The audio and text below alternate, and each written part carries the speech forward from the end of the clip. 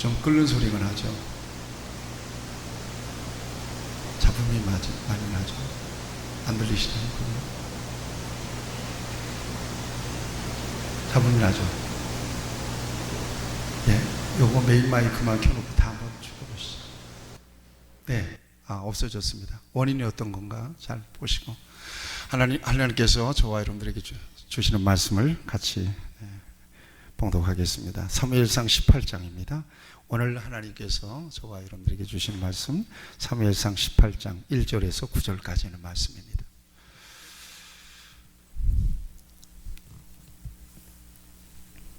이 말씀을 제가 봉독할 때에 우리 하나님께서 여러분들에게 주의 음성으로 들려주시길 바랍니다.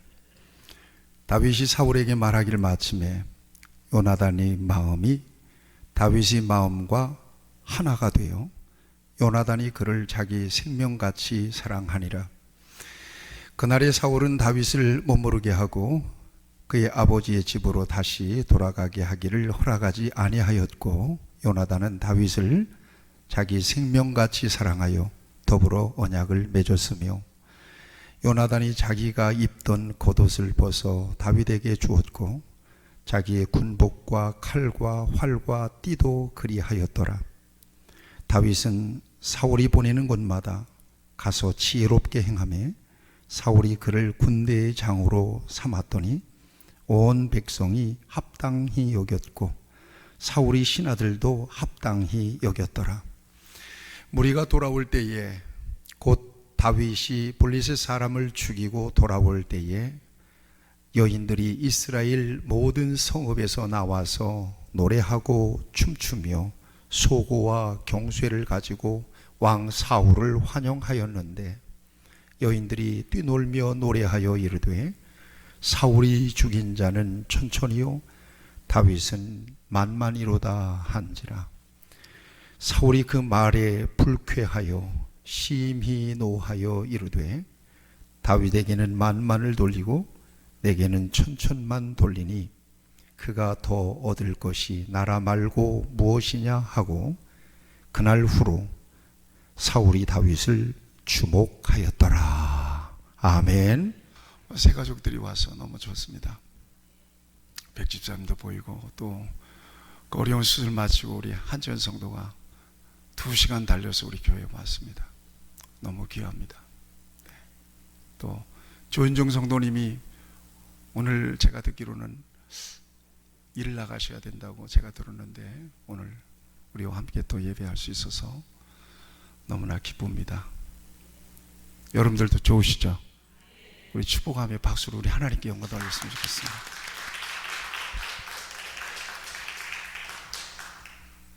오늘은 사람을 통해서 위로하십니다. 같이 할까요? 사람을 통해서 위로하십니다. 하나님께서 저와 여러분들을 위로하시는데 사람을 통해서 위로하신다. 오늘 이 말씀이 저와 여러분들에게 큰 은혜가 되기를 바랍니다. 제가 지난주에 그 관공서를 갔습니다. 관공서 가면 좀 이렇게 뻘쭘해지잖아요. 잘 모르니까. 필요한 서류를 떼기 위해서 관공서에 갔는데 공무원이 저한테 뭔 얘기를 하는데 제가 잘 못 알아듣게 생겼어요. 못 알아들어요. 잘 못 알아듣겠어요. 뭘 어떻게 요구하는지를. 그래서 멍하고 있는데 어떤 분이, 젊은 아가씨가 얼른 달려와요 저한테. 그래서 뭐가 필요한지 제가 도움을 드릴 수 있습니다 그래요.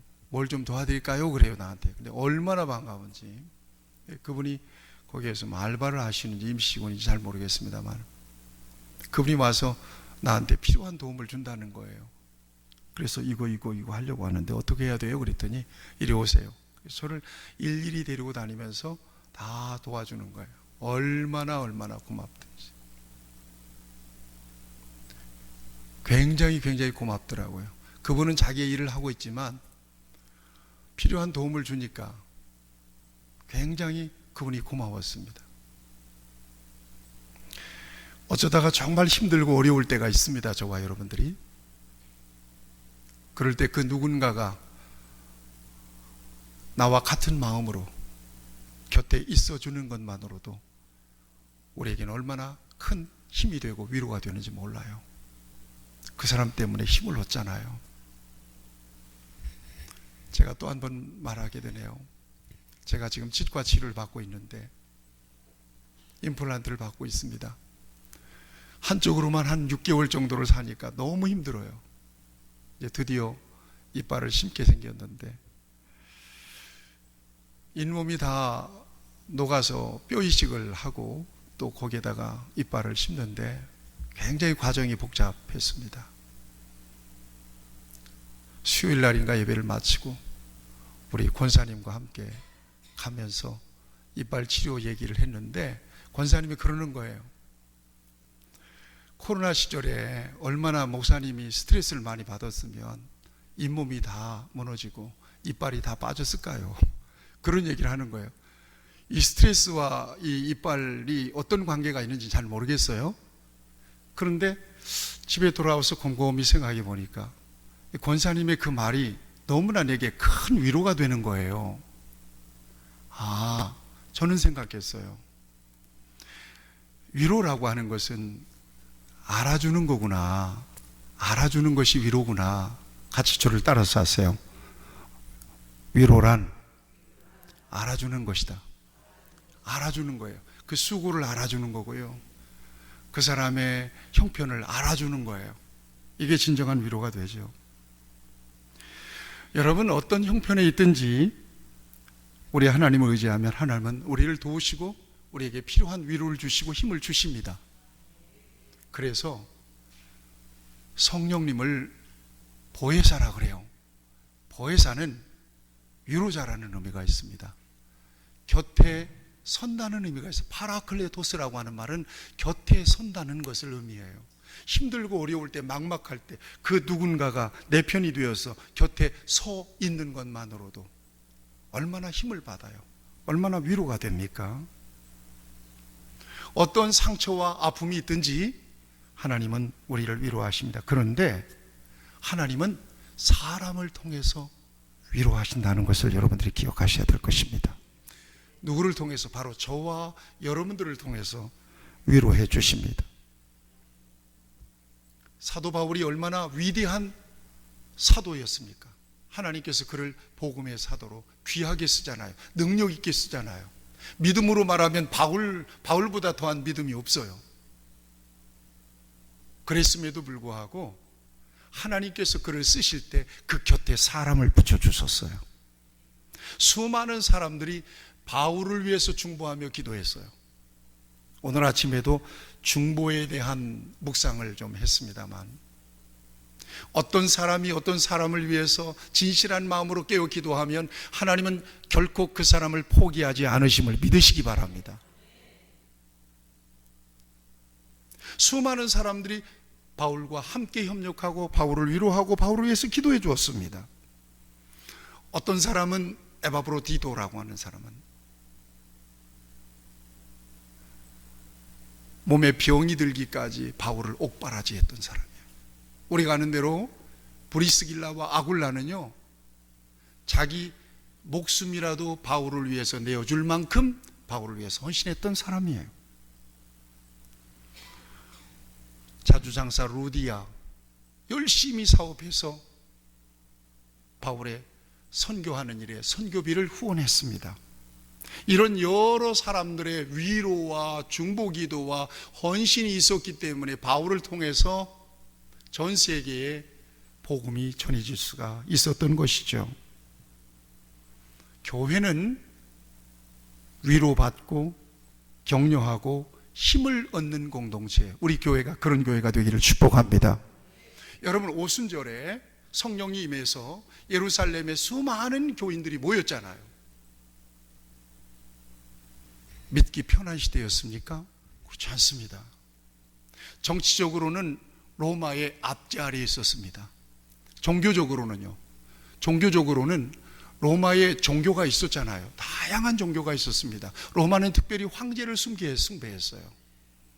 다른 종교가 있을 수가 없습니다. 거기에다가 이스라엘 백성들은 유일신 하나님을 섬기며 율법적인 신앙을 가지고 있었단 말이에요. 그런데 예수님이 이 땅에 메시아로 오셔서 그가 십자가를 지시고 죽으시고 부활하심으로써 우리의 구주가 되셨다. 수많은 사람들이 오순절 성령 강림 이후에 이렇게 예수님을 구주로 고백하는 사람들이 생겼습니다.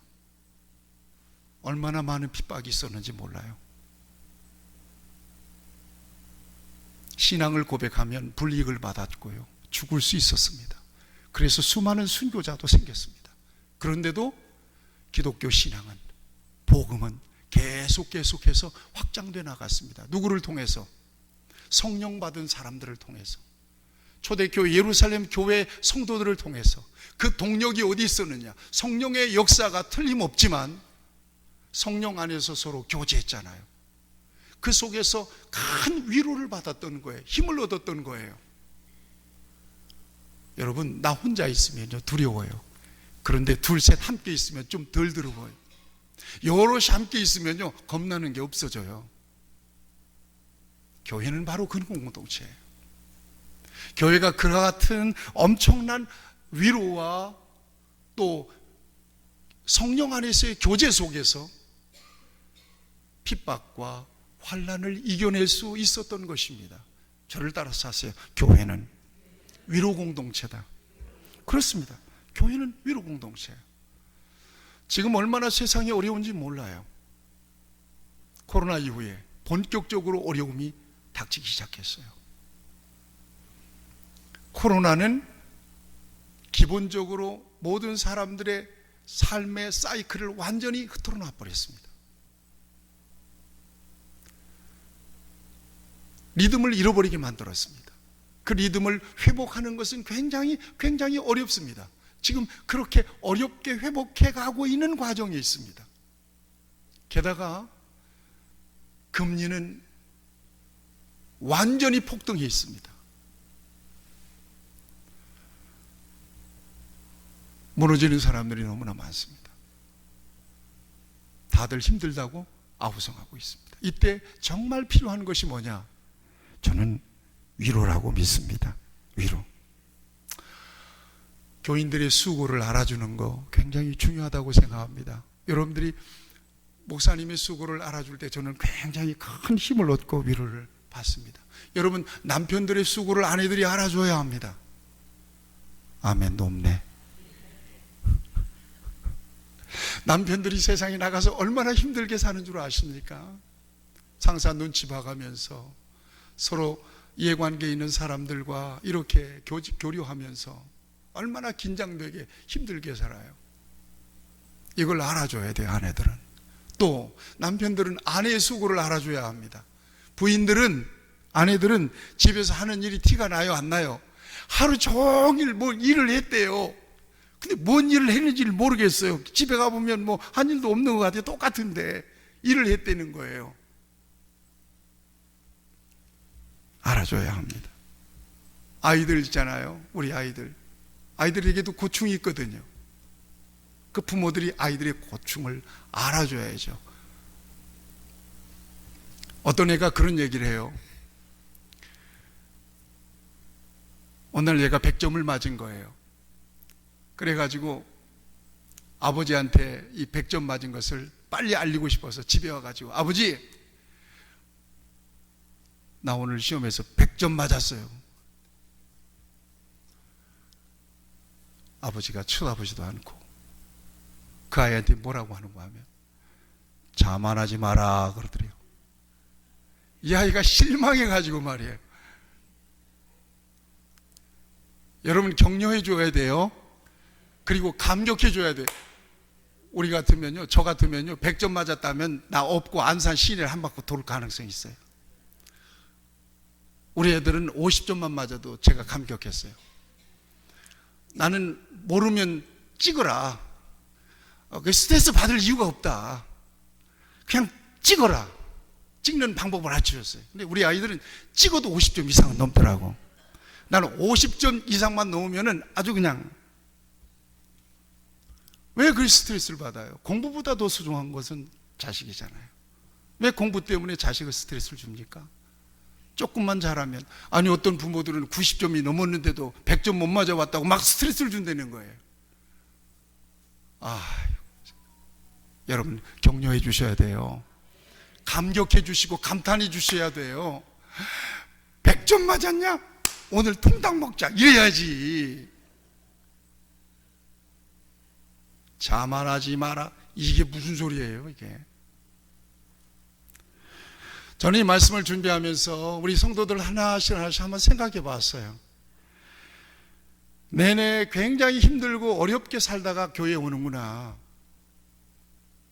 한 주간 내내 주방에서 일하시는 분도 계시고요, 한 주간 내내 낮밤이 바뀌어서 일하시는 분도 계시고요, 한 주간 내내 트럭을 몰고 전국을 다니다가 오시는 분도 계시고요, 추운 작업장에서 일하시는 분들도 계시고요, 집주인의 갑질을 견디면서 일하시는 분도 계시고요, 사람을 만나서 물건을 팔아야 되는데 여러분 생각해 보세요. 영업하는 일이 얼마나 힘들어요.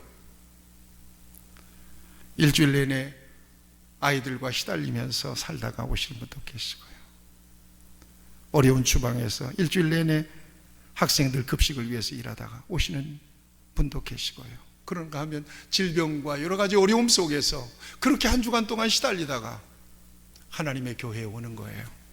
하나님께서 여러분들을 위로해 주시기를 축복합니다. 그리고 여러분들이 만나면 서로 위로하고 격려해 주셔야 돼요. 그리고 축복해 주셔야 되는 거예요. 오늘 본문 말씀을 보면요, 다윗이 지금 위기 가운데 있잖아요. 세상의 왕 사울이 다윗을 죽이려고 하는 거예요. 다윗에게 창을 던지는 거예요. 어떻게 하면 좋아요?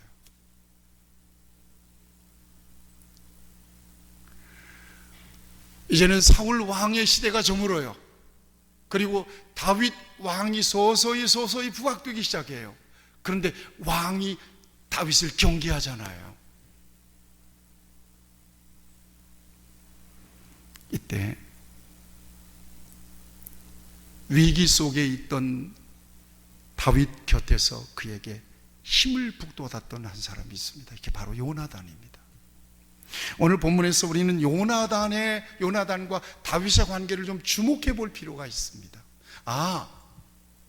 한 사람의 위로자가 격려하고 그 편이 되어주는 게 굉장히 중요하거든요.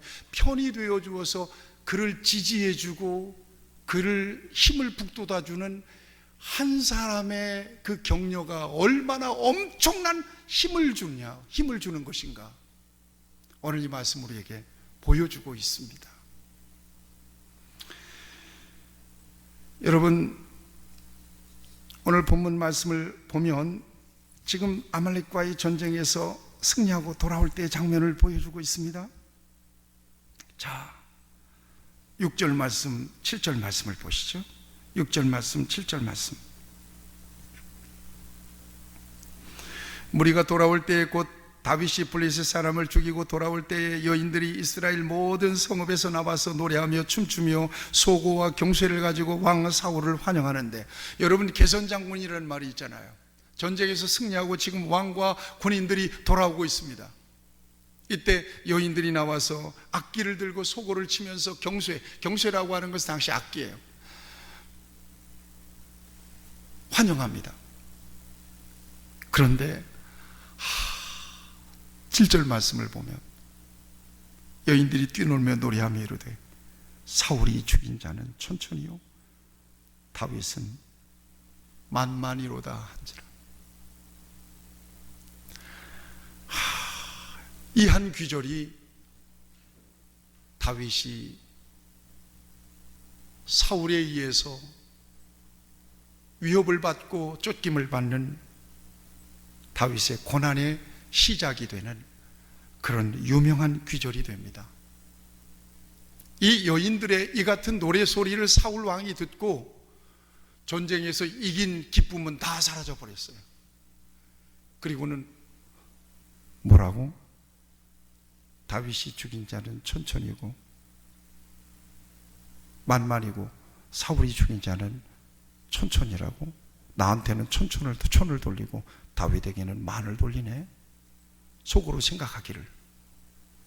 그러면 다윗이 얻을 것은 나라 외에 또 뭐가 있을까? 저놈이 나라를 차지하겠구나.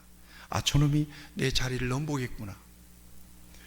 그때 사울 왕의 마음속에 다윗을 향한 시기와 질투와 경계심이 마음속에 가득 차게 됩니다. 그때부터 여러분 9절 말씀을 보시면 그날 후로 사울이 다윗을 주목하였더라 이렇게 되잖아요.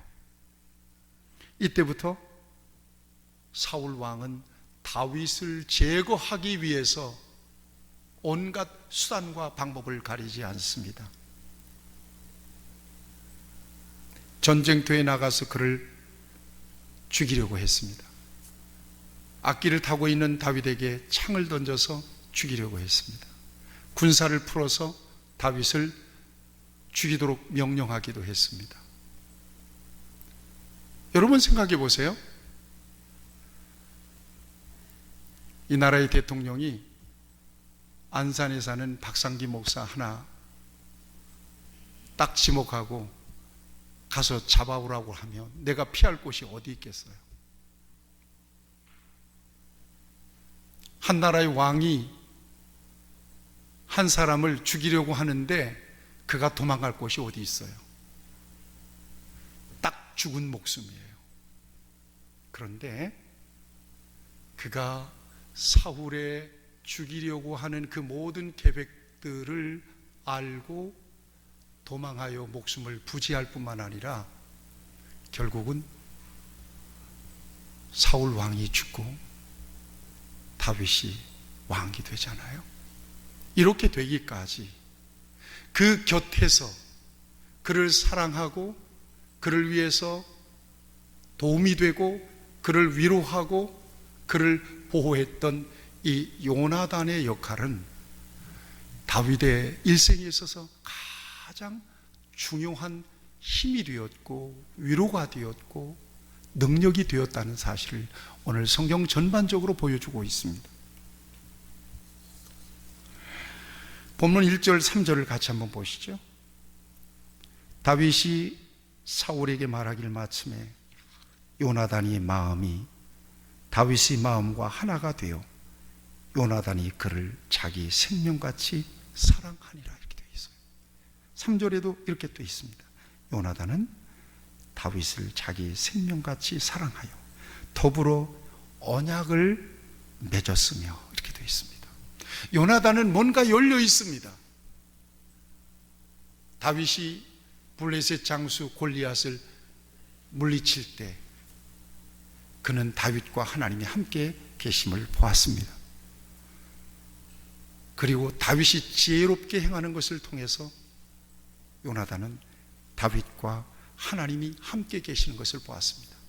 그리고 아버지의 뒤를 이어서 다윗이 왕이 될 것을 알았습니다. 그래서 그런 고백을 해요.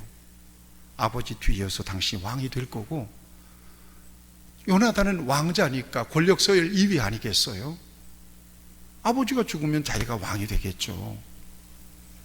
그럼에도 불구하고 나는 당신 뒤에 있다, 그렇게 인정합니다.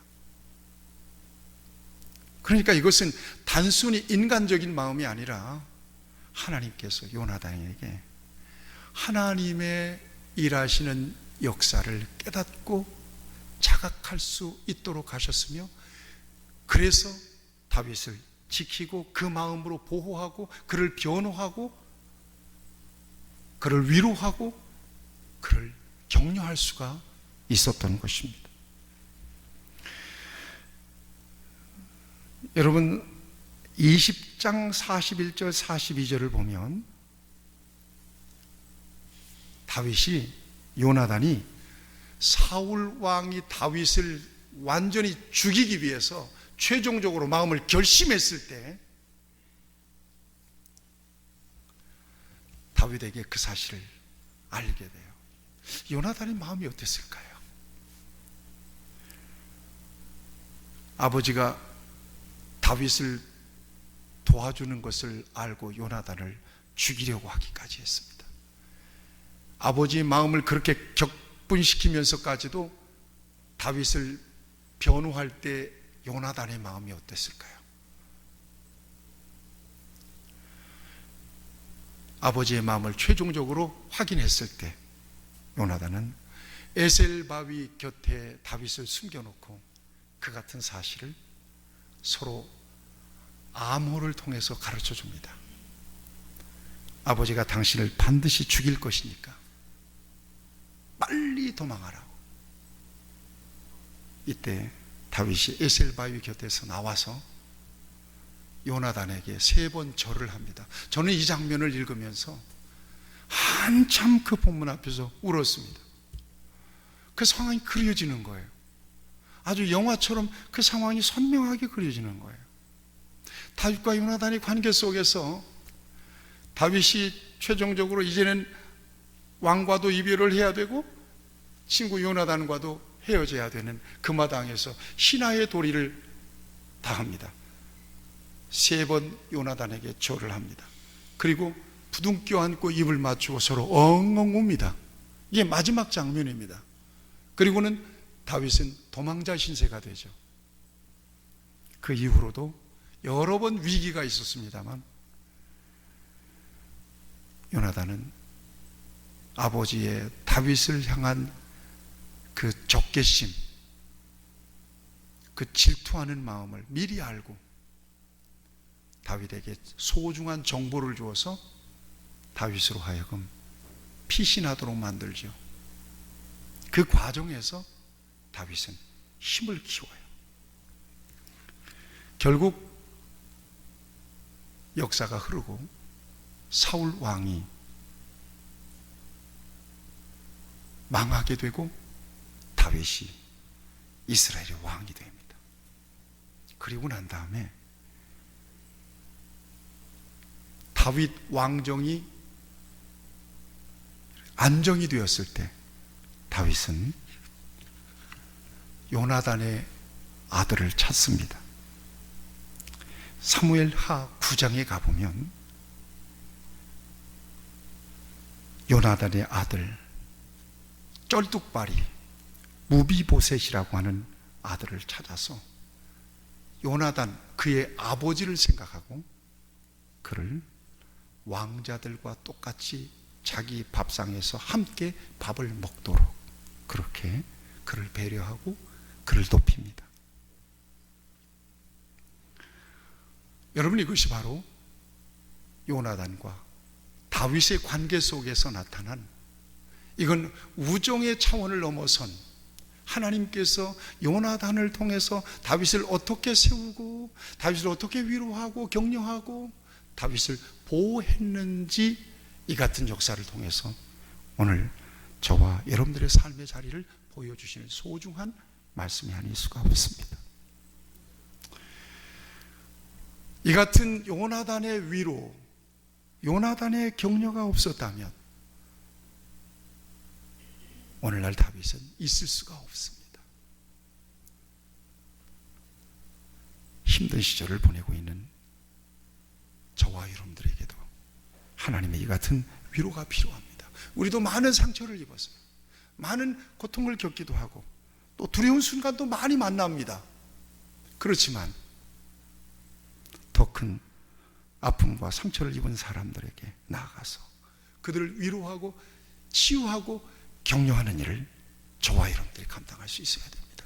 이 헨리 나우엔이라고 하는 사람은 이런 사람들을 걸어서 상처받은 치유자라고 불렀습니다. 상처받은 치유자. 이게 오늘날 저와 여러분들이 감당해야 될 귀중한 사명입니다. 저는 우리 빈내리 교회가 위로하는 교회가 되기를 축복합니다. 우리 교회의 모든 성도들을 만나면 누구든지 위로받을 수 있게 되기를 바랍니다. 절박한 상황 속에서 다윗 곁에서 그를 생명처럼 사랑하고 위로했던 요나단과 같은 위로자들이 되어서 절박한 사람들을, 절망한 사람들을 살려내고 그들을 일으켜줄 수 있는 사명을 우리 교회와 성도들이 감당할 수 있어야 될 것이라고 믿습니다. 저는 오늘 말씀을 마치면서 최근에 있었던 훈훈한 이야기를 좀 여러분들에게 들려드리고 싶습니다. 인천 어느 한 아파트에서 있었던 일, 혹시 여러분들이 기사를 봤는지 모르겠습니다. 여러분, 층간소음 때문에 얼마나 힘들고 어렵습니까? 위에서 쿵쿵거리면 잠도 못 자고 막 이것 때문에 갈등 나가지고 싸움하기도 하고 사람을 죽이기까지 하잖아요. 그런데 14층에서 딸 둘과 조카 2명을 데리고 사는 어느 한 부부가 있었습니다. 근데 얘들이 어리니까 막 뛰놀고 난리가 난 거예요. 근데 항상 밑에 집 노 부부가 사시는데 그분들이 신경 쓰이는 겁니다. 그래서 한날은 이 네 아이들에게 각각 그 할머니 할아버지에게 편지를 쓰도록 합니다. 그리고는 롤케이크 하나를 사가지고 그 집을 아이들과 함께 찾아갑니다. 근데 마침 할아버지가 안 계셔요. 아들이 와 있는 거예요. 그래서 아들에게 롤케이크를 전해주면서 위에서 우리가 너무 떠들어서 미안하다고, 죄송하다고 할아버지 할머니에게 전해드리라고, 그 롤케이크와 함께 아이들의 편지를 전해줘요. 그리고는 그 다음날 아래층에서 13층에서 할아버지가 내려오세요. 편지 한 장을 쓰고 봉투에다가 5만 원짜리 하나를 딱 넣어서 위층에 초인종을 누릅니다. 그리고 나오니까 할아버지예요. 할아버지가 편지를 전해주고 봉투를 전해주면서 아이들 때문에 신경 쓰지 마시라고, 우리는 괜찮다고, 그러면서 위로해 주면서 이거 가지고 아이들 통닭 사 먹이라고 5만 원을 건네주는 거예요. 근데 그 편지의 내용이 너무나 내 마음속에 감동이 되었습니다. 세상이 좀 이래야 되지 않을까? 적어도 믿는 사람들이 이런 아량이 필요하지 않을까? 그런 마음으로 이럴 때 세상이 믿는 사람들을 통해서, 이 땅의 교회를 통해서 위로받지 않을까?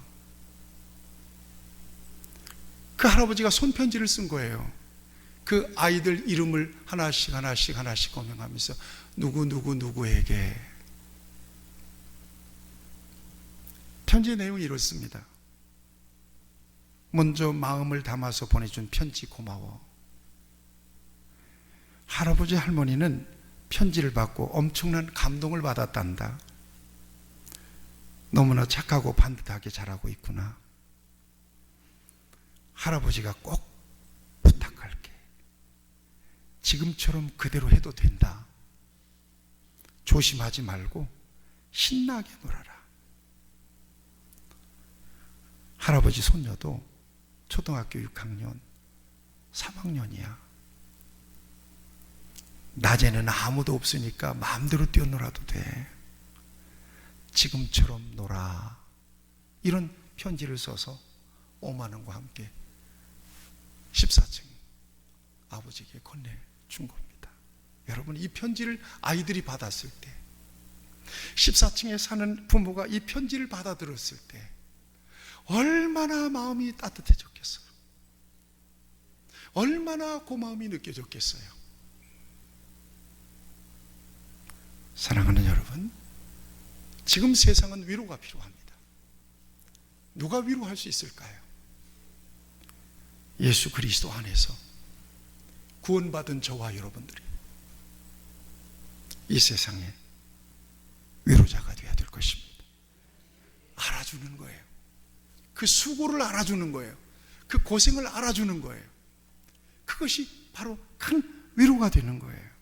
그 형편을 알아주는 거예요. 그 사정을 알아주는 거예요. 그것만으로도 충분한 위로가 돼요. 세상 살만 나는 힘이 되는 거예요.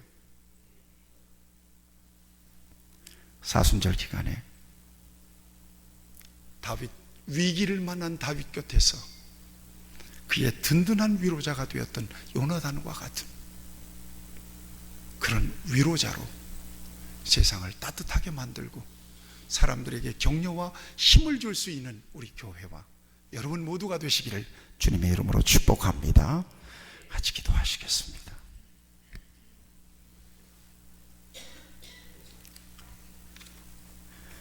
하나님 아버지, 아무리 힘을 내보려고 해도 세상은 만만하지 않습니다. 누구나